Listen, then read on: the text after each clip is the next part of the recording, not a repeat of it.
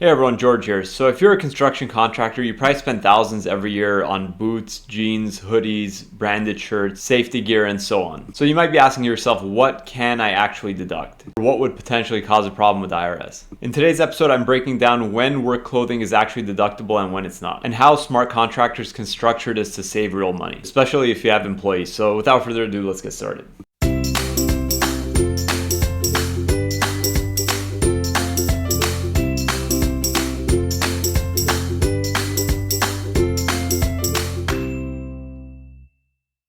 So let's start with the IRS core rule with respect to this, because everything kind of flows from this. So the core rule is that work clothing is not deductible even if you only wear it to work, unless it's not suitable for everyday wear. Examples of clothing that are not deductible are jeans, hoodies, t-shirts, flannels, jackets, and regular boots you could wear to the store. The core rule is that it doesn't matter if you only wear them on a job site, if you could reasonably wear them to Costco or Starbucks or anywhere else. Unfortunately, the IRS calls it personal clothing. So then what exactly is deductible? For contractors, number one, protective gear. This is where construction contractors usually win. Deductible protective gear include hard hats, steel-toed boots, safety glasses, gloves, high visibility vests, insulated coveralls, and hearing protection. So if the gear is required for safety and not normal street wear, then it's totally deductible under Section 162 of the Internal Revenue Code. So a key takeaway here, for example, is that a steel-toed boot is necessary for construction safety and is therefore deductible. However, regular boots, you could wear them casually and therefore they're not deductible. Number two set of deductible items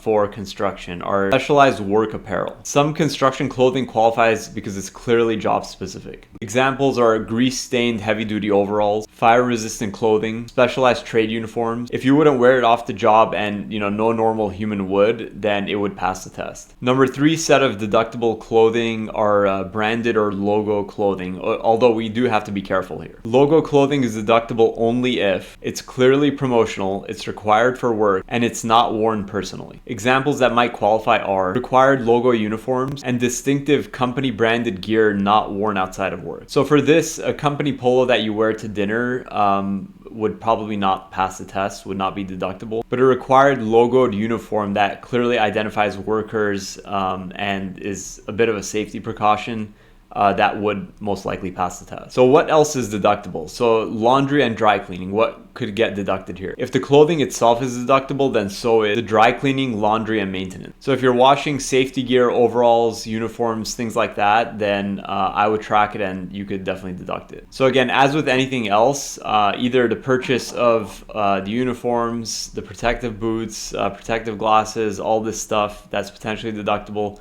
you will want to keep the receipt. Anything over $75, you're required to be able to provide support if you took the deduction.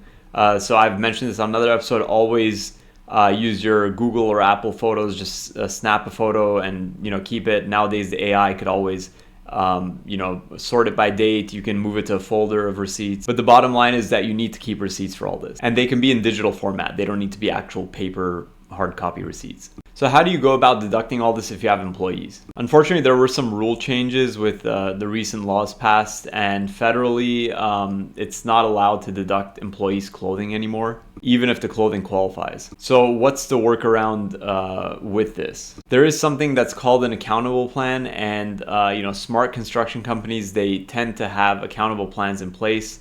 It's a part of tax planning. If you ever need help setting one up, our calendar booking link is down in the show notes. We're happy to speak to you about this. So basically, an accountable plan lets you reimburse employees for qualifying work clothing. The reimbursement is tax-free to them and fully deductible to your business. So the three basic rules to an accountable plan are: expense must be business related, the employee submits receipts, and any excess reimbursement is returned. This is one of the cleanest IRS approved ways to take care of your crew without creating taxable wages. There's also states that require accountable plan reimbursements in order for this to all be deductible to the employees, and those states are California, Illinois, Montana, New Hampshire, North Dakota, and South Dakota. As a matter of fact, in these states, if you don't reimburse your employees for protective gear, you could be violating labor laws. So, just make sure you have that in place if you're operating in any one of these states. So common mistakes I've seen contractors make are writing off jeans and hoodies, deducting everyday boots, calling normal clothes uniforms, not separating reimbursements from payroll, and the biggest one of all is no receipts or documentation. So best practices that I recommend are to separate actual safety protective gear type of items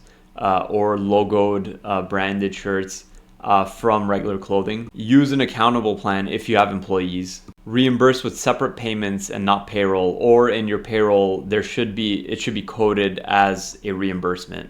And to keep receipts digitally, make sure you have receipt or support for everything. So I hope you found this helpful. If anything I mentioned applies to you, again, our calendar link is down in the show notes, and hope to see you in the next one.